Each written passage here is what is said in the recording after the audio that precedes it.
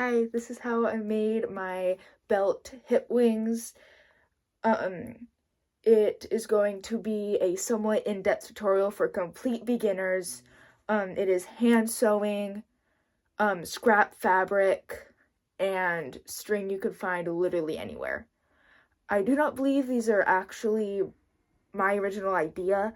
It is um Willy Wonka 3000 on Instagram and I think YouTube, I'm not sure.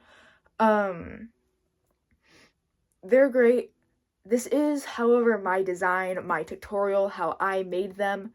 Obviously they did not design wings on the hips.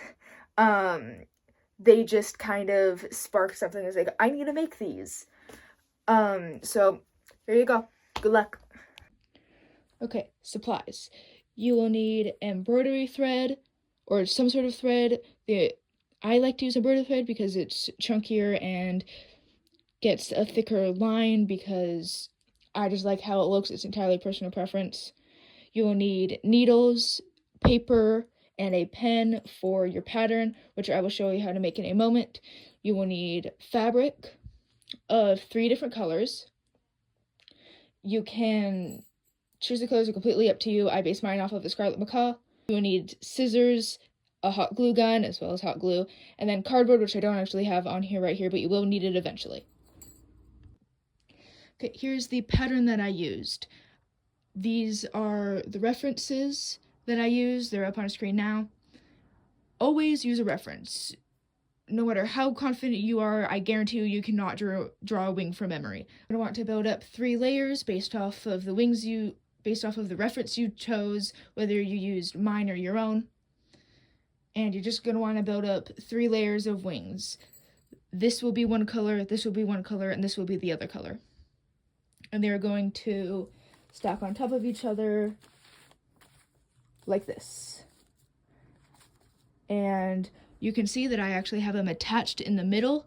This is, you don't have to do it, but I just find it makes it easier to line up and so that you don't lose the other half of your wing. Just kind of keeps everything stable. This will be the front of the wing, this will be the back. Don't know if I already said that. And it will fold over so that you have a wing. And I don't actually recommend making your little feathers this small right here on these layers because it's really difficult to stitch and embroider those on. I recommend making them a lot bigger than what I did. You can actually see on this wing that I ended up making those feathers bigger than what I originally drew. Okay, here are my 3 colors in order of layers. What I did is I just put down the pattern and I traced around it, and I left around maybe ½ an inch to an inch around the original pattern when I cut it out so that there is seam allowance. Your seam allowance can be bigger or smaller depending on how comfortable you are with sewing. Yeah, just do that for this, and then since I already made the other wing, you're just going to want to flip your pattern around and trace it again and do the exact same thing, but with your pattern flipped upside down. Okay, now I am going to teach you how to do the stitch that I use. I think it's called a backhand stitch. Don't fact check me on that. It's probably not true. But I'm going to show you while I make the belt loop.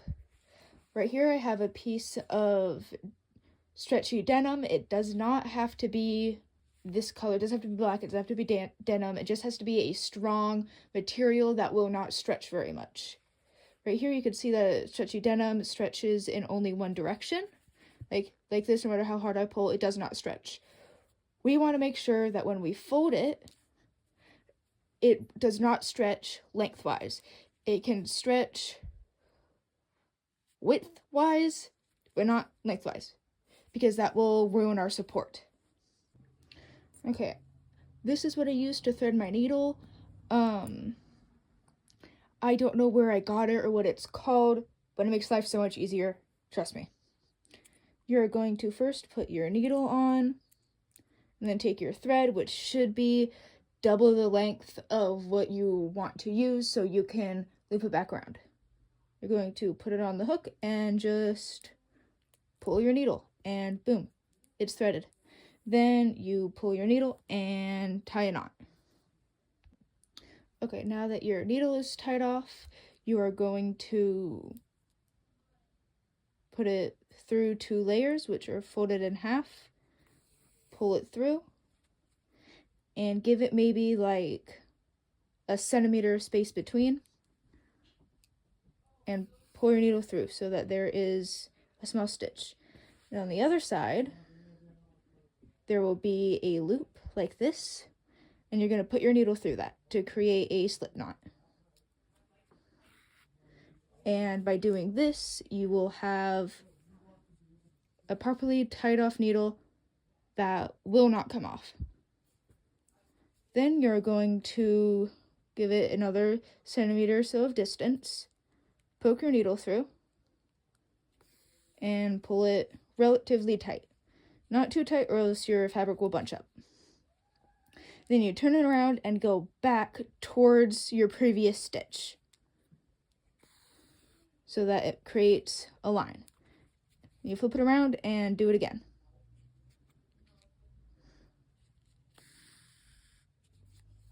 Then back towards your last stitch. And pull. Doesn't have to be even, doesn't have to be very pretty. But just know that the side that you first put your needle through is going to be rather messy. So if when we are embroidering the feathers, you are going to want to start on the side that you don't want facing outwards. So you're going to want to start on the inside of your wing. Okay, now you have finished off your line of stitching, and we are on the back side of the stitch. This is how to tie it off. You are going to take the last stitch that you did, you're going to put your needle underneath it so that it creates a loop, and then you are going to circle your needle back to create a knot, and you're going to pull. Then you are going to do it again. Slip your needle underneath and put it into the loop, pull. You're making a double knot. Then you cut above the double knot. There. Now you have a belt loop that does not stretch lengthwise and is fully secured. Now you have layer 1 and layer 2 fastened together with safety pins or pins. I forgot to mention them in the materials list, but you do need these so that it stays even. I use safety pins because I take my sewing out and about and it gets jostled up a lot. These are just a little bit more secure, but you could use regular pins. It does not matter. You are going to want to sew along the inside line and the base of the wing. You do not sew along the outer edge. We will be sewing the outer edge later at a different time. Do not sew the outer edge. Just sew along the inside and the base. The inside and the base. You are going to want to start at the bottom so that the ugly side is on the back and the pretty neat side is on the front. So you start wherever you want, really. Again, doesn't matter. And start doing, I think I called it a backhand stitch. Again, that's probably not what it's actually called. And then flip it around and create a slip knot. There you go. And then you are going to have to use your brain power for this a little bit, just because we're going to be sewing from the bottom up, but it's not that bad once you get the hang of it. Just takes a little bit of poking around. Okay, now for sewing on the feathers, I have found that the best looking way to do it is to have a 1, 2, 3, 1, 2, 3 system where it's up 1, across 1, down 1, up 1, across 1, down 1, 1, 2, 3. It just looks nice, it's the right size, has a nice curve to it. I just like it. You can have it bigger, not really smaller, because if you just do little triangles, it's just going to look like messy sewing, which does not look good. I did that on a previous wing. It did not look good. So up one,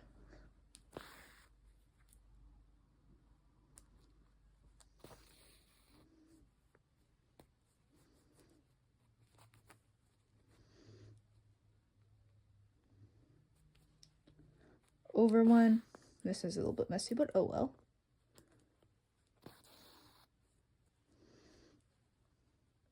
And then down one.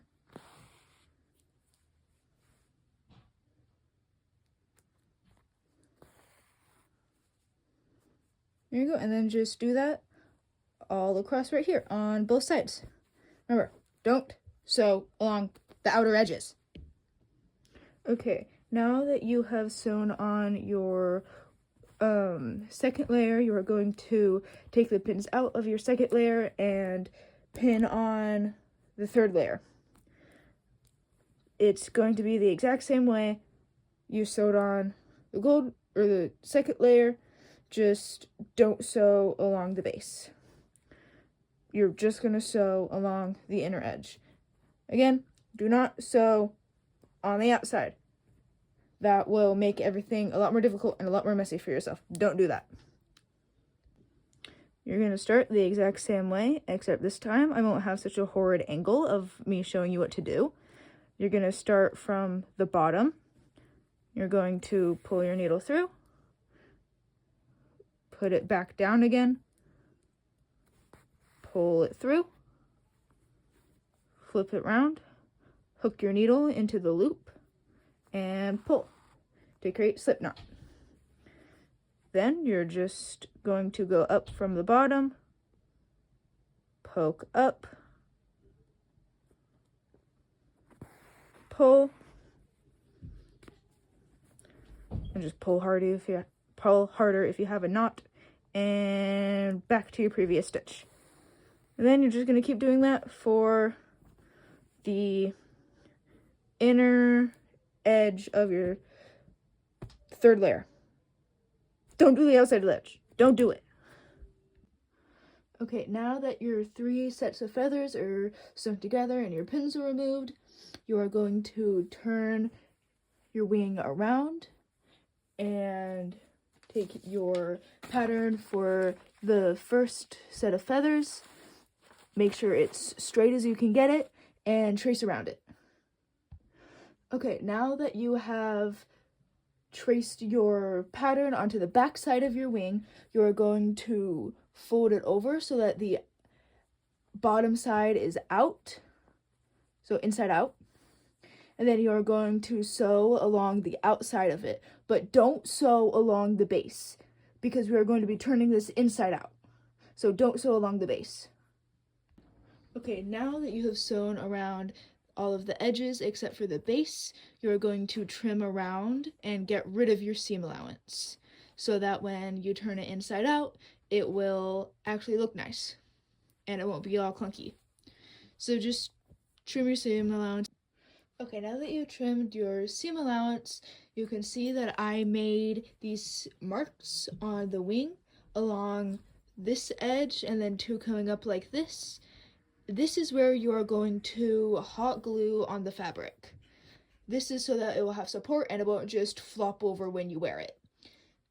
Depending on what fabric you use and how heavy or how light it is, you can change this up. Like a heavier fabric is going to require more structure. And if you do need more structure, just add more lines going out like that and probably connect them going down. And then you will want to, while the hot glue is still warm and bendable, you're going to want to kind of curve it in like that. Just a little bit, only if you have heavier fabric that needs more support. Now that you have your hot glue supports, you're going to turn it inside out, and then we're going to iron it. I don't know if I mentioned an iron, but you do need it. For ironing, you just want to take like a pencil or the end of a paintbrush, poke around the feathers, make sure that all of the seams are going to lay flat, and make sure that your hot glue also lays flat because, iron is hot, and it will help flatten out the hot glue a little bit and just make it look overall a lot nicer. Okay, now that you're all ironed, you're going to want to trim off the excess fabric from sewing on your feather layers. So just trim all that off. then you're almost done. Okay, this is how it should look after you've trimmed all of your seam allowance. Nice, clean, and supported. Does not flop over.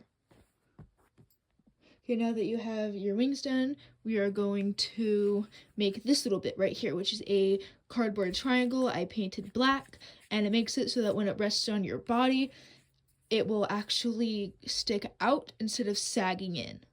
It just makes it look better and add support. You don't necessarily have to do this, but I think it makes it look so much better, and the results are worth the little extra step. So you're going to take 2 squares that are roughly the same length as the base of your wing, as well as a rectangle that's like maybe a centimeter or so tall, and it's going to attach to your 2 squares to make a triangle. Okay, so you have your little triangle. I love how these wings look. They turned out exactly how they wanted them to. Glue it. I was originally going to use them for my green cosplay, but I think I'm just going to wear them out and about. So, like this. And you're going to want to glue it around with your wing, like around halfway, maybe a third into it. So, like this. Just want to hot glue it like that. Okay, now that your wing is glued onto the little box, you are going to take the belt loop that we made earlier. You're just going to put it on there. You want to add a little bit of wiggle room, but not too much, just so that it's supported on your belt. And there you go. You have a wing that can attach to your belt, and it's going to be sturdy, but still wiggly.